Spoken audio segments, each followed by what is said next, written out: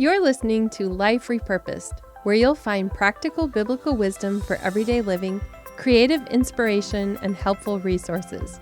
Grow your faith, improve your relationships, discover your purpose, and reach your goals with topics to encourage you to find hope amid the trashy stuff of life. Thanks for joining me today. I'm your host, Michele Rayburn.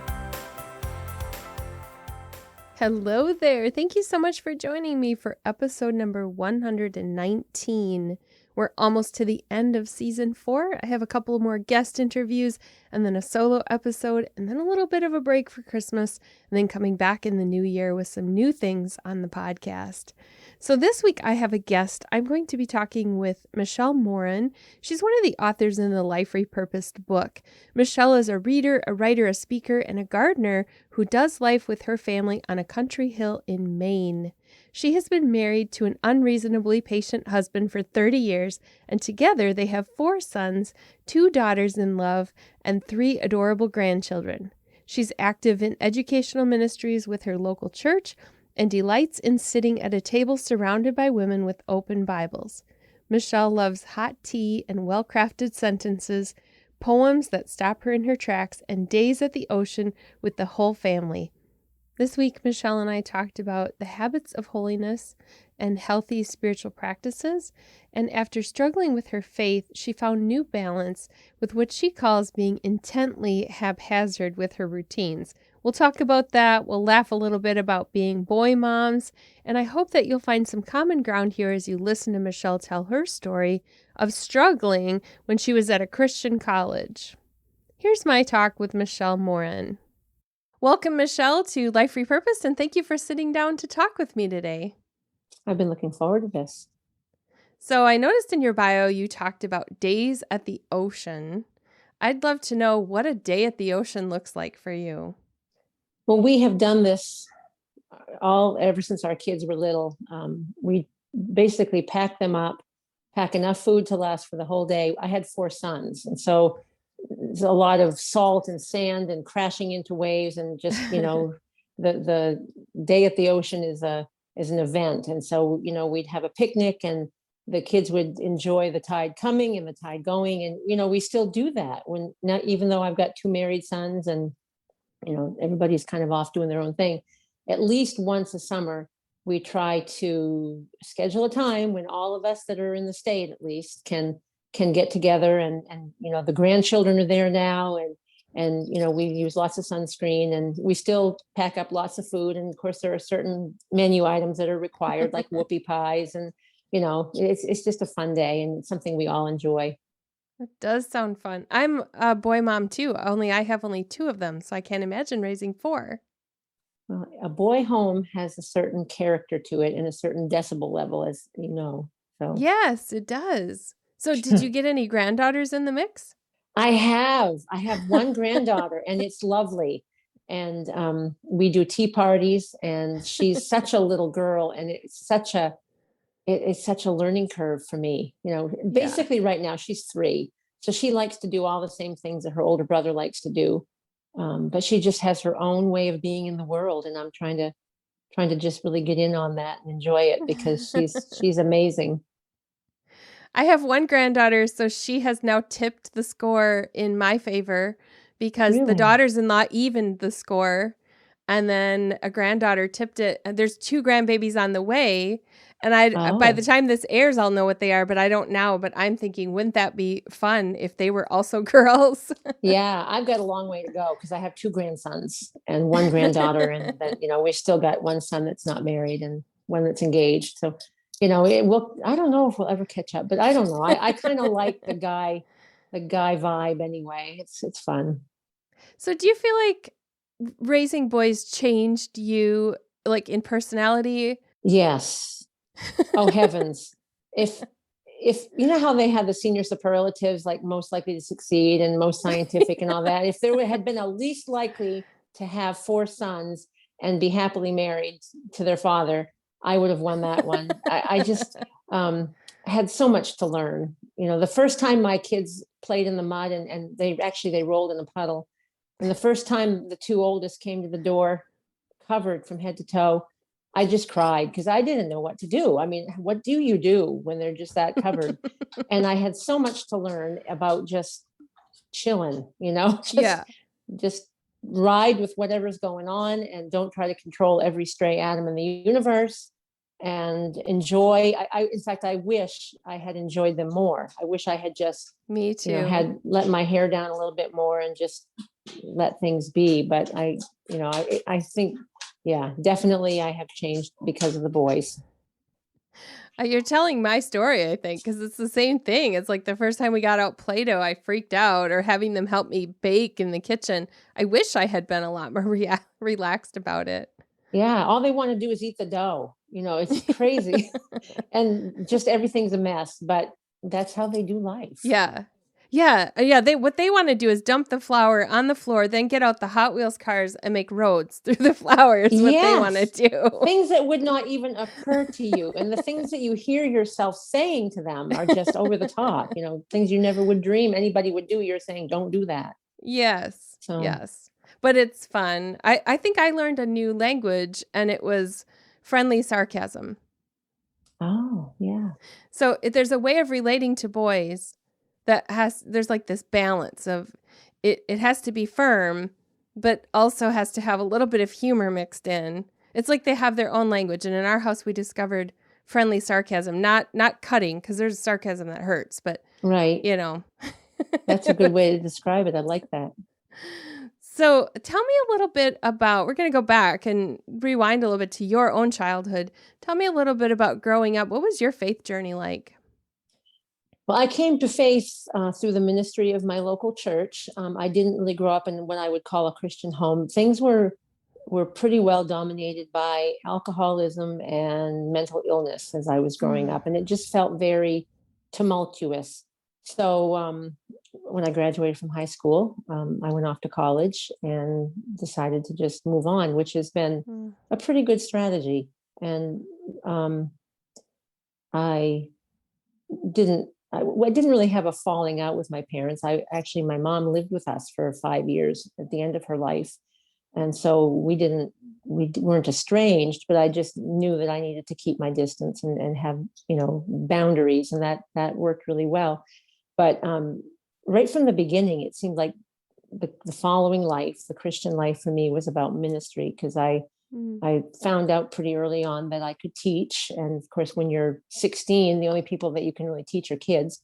So even though I really had never been a person that enjoyed kids, I learned to teach kids and did a lot of that kind of ministry, went to camp and was a counselor and taught 5-day clubs. And so I ended up majoring in Christian education when I went to college, just because that seemed like the next reasonable step. And so I guess that's basically been that's the trajectory that I was on. And as we kind of came into the chapter of the book, Life Repurposed, that I shared, that picked up my journey there in college. And all of a sudden, I looked around at what I believed. And when you're studying theology and when you're really getting into it with textbooks, and you've got a 3-inch thick commentary on Romans that you've got to read by Friday, you really start to question things. And my theology was fine. I never did doubt the providence of God or any of the big doctrines, but it was the trappings that were driving me crazy. I just couldn't live inside the structure that I had built. And I think it had to happen at some point. What I had built as a system of doing life collapsed under its own weight, because it was built so heavily on external appearances and requirements and box checking. And well, this is what Amy Carmichael did, so I guess I better do that. And Elizabeth Elliot kept a journal, so I guess I better keep a journal. And this person has an alphabetical list of missionaries that they pray through at 5 o'clock in the morning. And so, I was closing a Pizza Hut restaurant at 11 o'clock and getting up at 5 so I could have my devotions before I had an 8 o'clock class. And I mean, it just became completely unmanageable. And I ran into a quote just recently by Eugene Peterson. He says that everything, absolutely everything in scripture is livable. And, that's a challenging statement if you've read the Old Testament, especially if you've read Ezekiel. Ezekiel's my hardest book of the Bible, but it's all livable.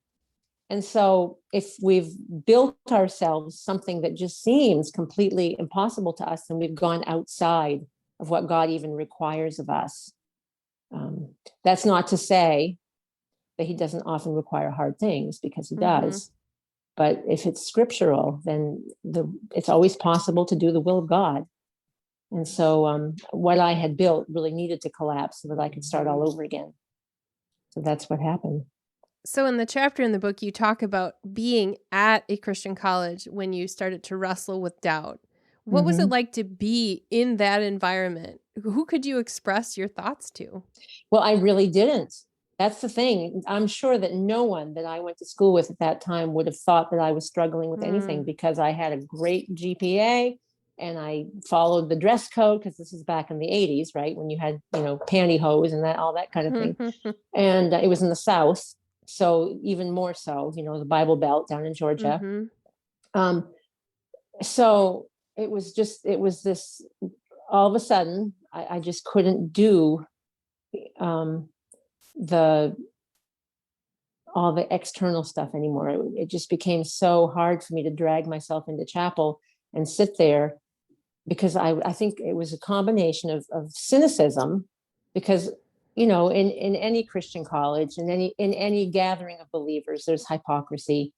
And anytime you do anything, I don't care what it is, if it's a spiritual thing, legalism isn't far behind. You have to really guard yourself against that all the time. And so that unlivable system had just become just so hard for me to live with. But I was at the same time very focused on my academics.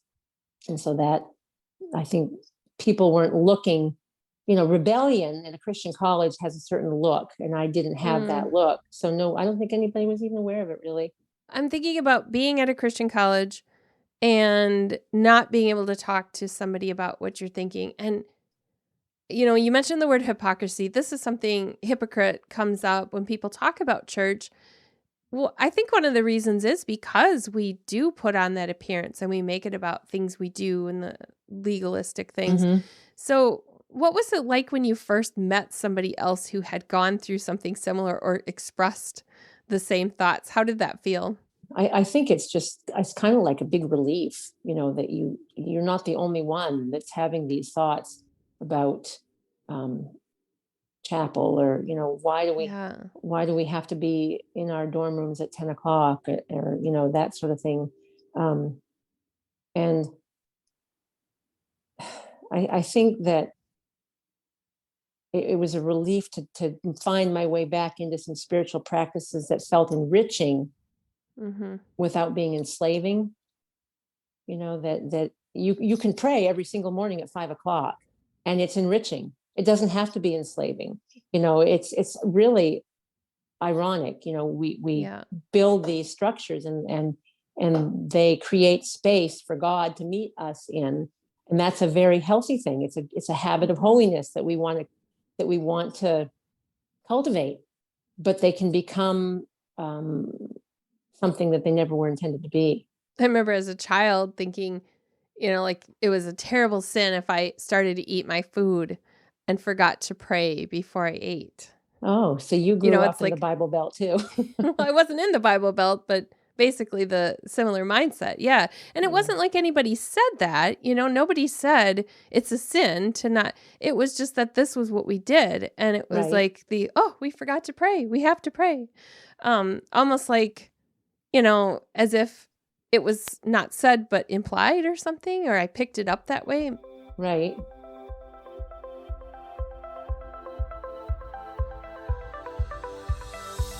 How did you find your way out of that then?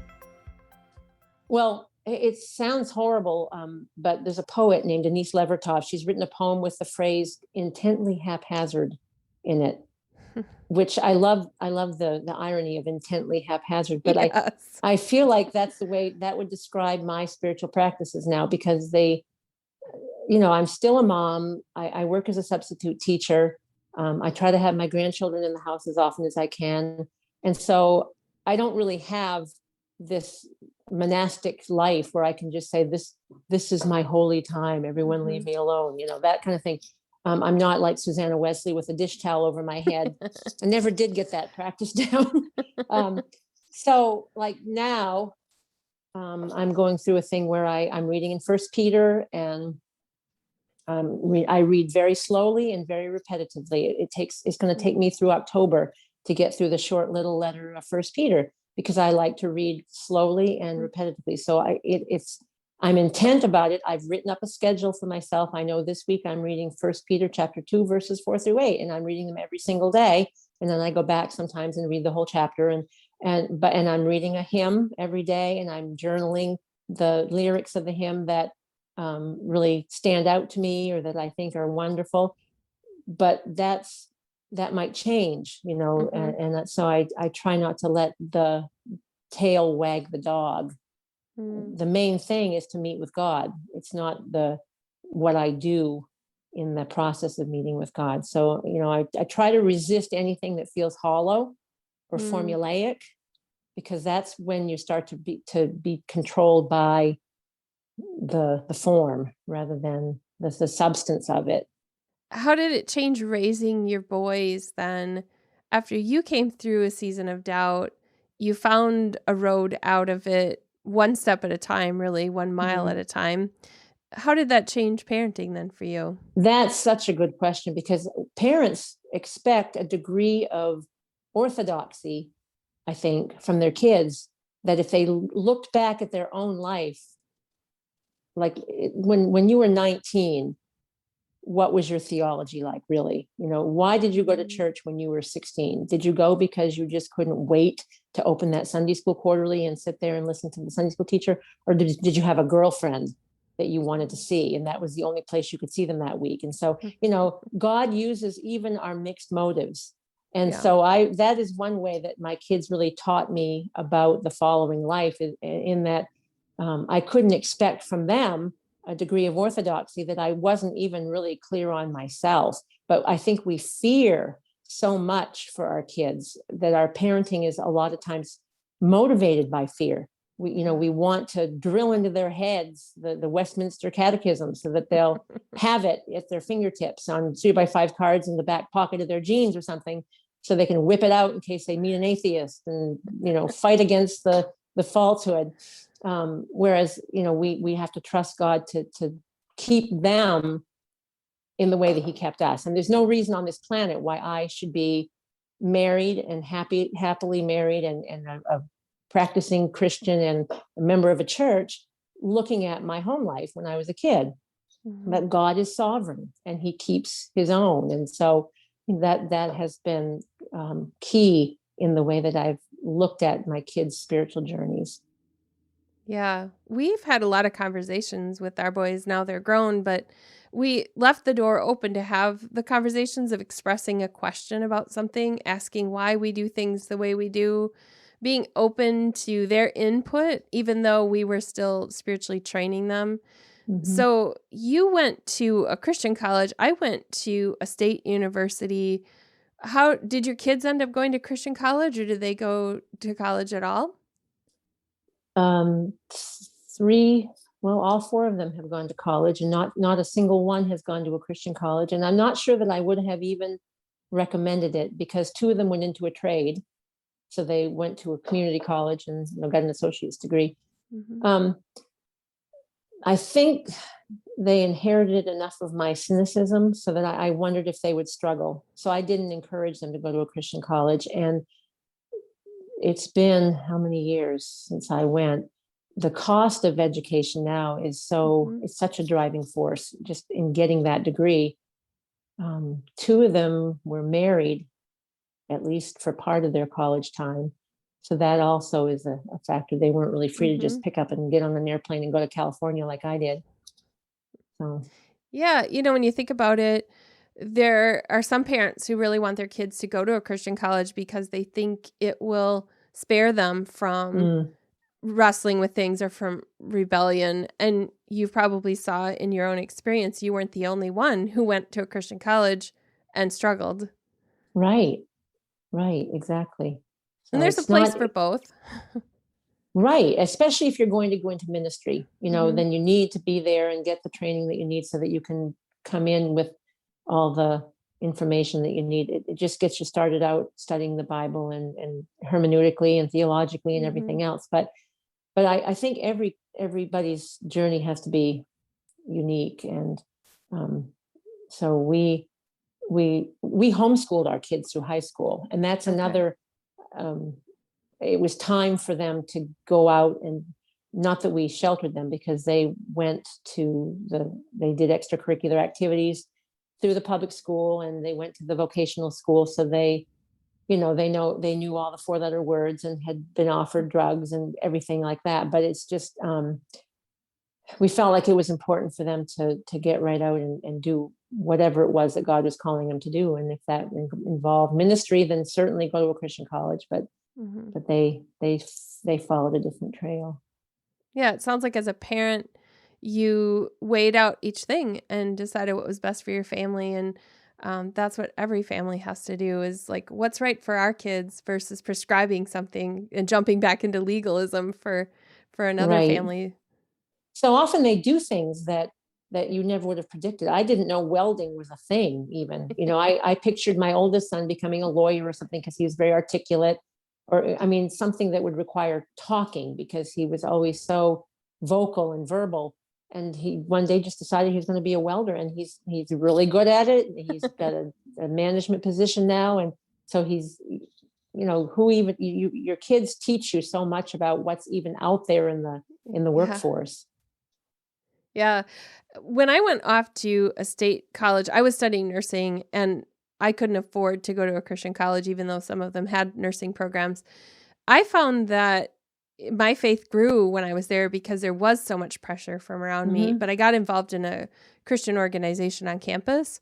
So I had Mm-hmm. that connection to people of faith, but then also I was raised pretty sheltered. So this was my first foray into the real world, really. Wow. So outside of going to public high school, but until high school, I'd gone to a Christian school. So one of the things you talk about in your chapter in Life Repurpose is that it really is a journey, and that it isn't just a switch that flips. So, what would you say to your younger self if you could give advice now looking backwards? I I think I would just say that it's important to start where you are, use what you have, and go forward. Don't try to live your way back into a former faith, because you're not the same person as you Mm-hmm. were when things started to slide. And that was hard for me because I remembered being having a very sturdy and very um, emotional, even very confident faith. And I couldn't find my way back there, but I wasn't the same person that I had Mm-hmm. been back in those days. I was trying to live my way back into high school, and I had graduated from college. And we did a kitchen renovation a couple of years ago, and the picture of tearing that kitchen apart and going right down to the studs, the shiny silver insulation was showing. It was a mess, and it was the worst. It was such a mess, but we had to do that in order to create the new kitchen. And that's really what had to happen for me spiritually. I really had to go back to the studs. And the thing that was surprising to me was when, as I was rebuilding, so much of what I had learned and what had been legalism for me back under the old way became part of the new structure. Um, First Peter talks in his letter about newborns and desiring the pure milk of the word and growing, and all these images and metaphors about growing. And I think we have to start like that and then grow into something new, and we have to be really patient with ourselves Mm-hmm. as we do it. And it's like imitation. My grandchildren imitate us, and they learn. I see things that my grandson does that his dad did. Some of it's genetic and some of it's imitation, but we have to let ourselves try on different ways of doing things, different ways of following, and maybe it doesn't work for everybody to do the same thing that they read about Amy Carmichael doing, or we all have to be structured and disciplined in our lives, but at the same time, there's an awful lot of room for originality and creativity that I think sometimes we're afraid of. I love that word picture of tearing back to the studs, because that is so in line with a life repurposed. It's getting rid of the stuff that doesn't belong there anymore and renovating. And so Right. I love that's just an excellent word picture, because that's not a fun process. Anybody who's literally gone through remodeling in their home knows it's not fun, and spiritual remodeling can be painful too. It is. And we tear out the things that we're not using anymore. We have a tendency to make good things in an end in themselves. The basics are there, prayer, Bible study, journaling, meditation, memorizing scripture. Those are all important building blocks, but they're not an end in themselves. They're a way that we create space for grace in our lives, and God meets with us there. And that's the end. That's the point of it all. So sometimes we have to tear things out.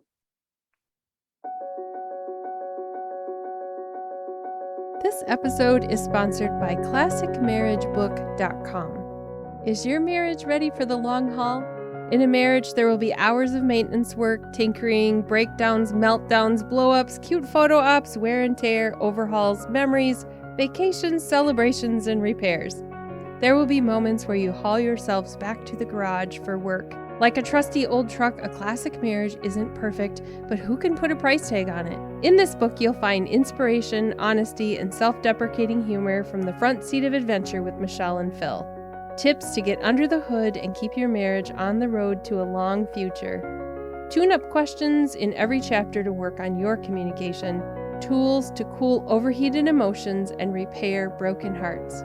You can find more at ClassicMarriageBook.com and find out how to get your copy of Classic Marriage, Staying in Love as Your Odometer Climbs, and the downloadable discussion questions that you can do together.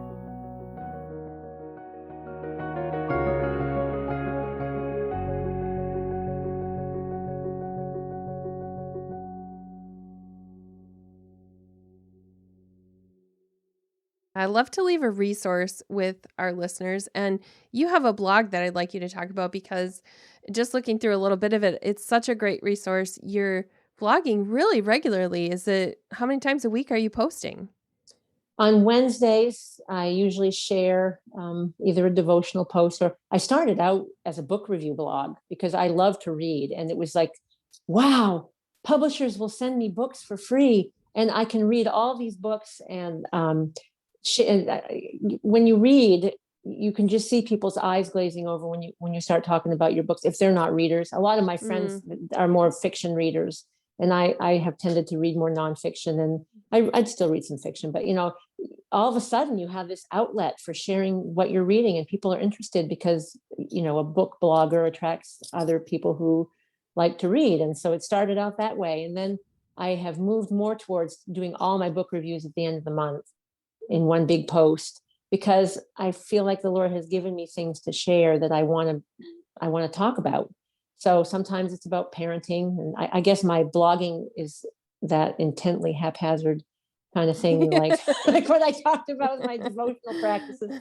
But every Sunday I do a thing called Sunday Scripture, where I share a classic devotional post, with a passage of Scripture and just what God has spoken to me about it. So it's whatever's going on this hill in Maine eventually finds its way into the blog, because I talk about parenting and grandparenting and empty nest, and whatever happens to be going on here finds its way into the blog sooner or later. And I like to be able to share habits of holiness, what's working for me. And so that's it. And so anybody who would like to be able to subscribe, there's a place on the blog for that. And you can tell by the way I talk about, I'm just a real techie, I'm not, but there's a field there where you can enter your email address and blog will show up in your inbox.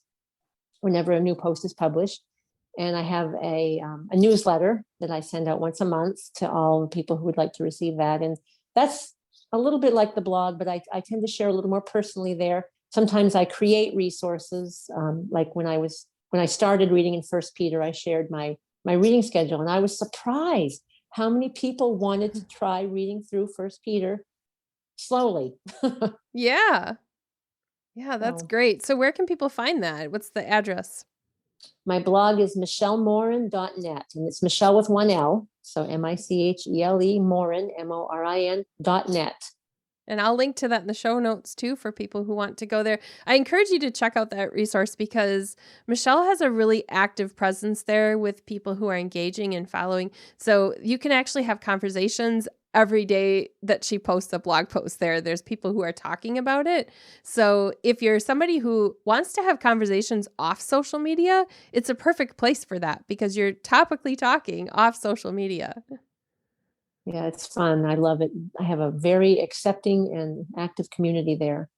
Yeah, I love that. So thank you. And what was the title again of the blog? You have a Living Our Days. Living Our Days. All right. So if you're Googling, search for Living Our Days. Michele, I want you to leave our listeners with a last thought. What would you want to share with the person who's listening in today?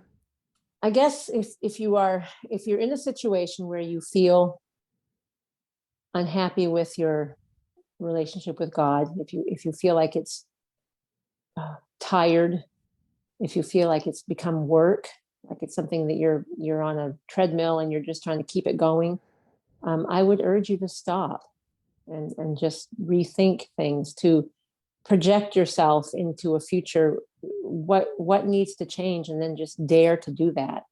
Dare to tear out the kitchen, start over again, and figure out what it is that what components are necessary for growth. Do you need to read more? Do you need to read less? What feels tired to you? And have the courage to just start over, because curiosity is so much a part of really who God made us to be.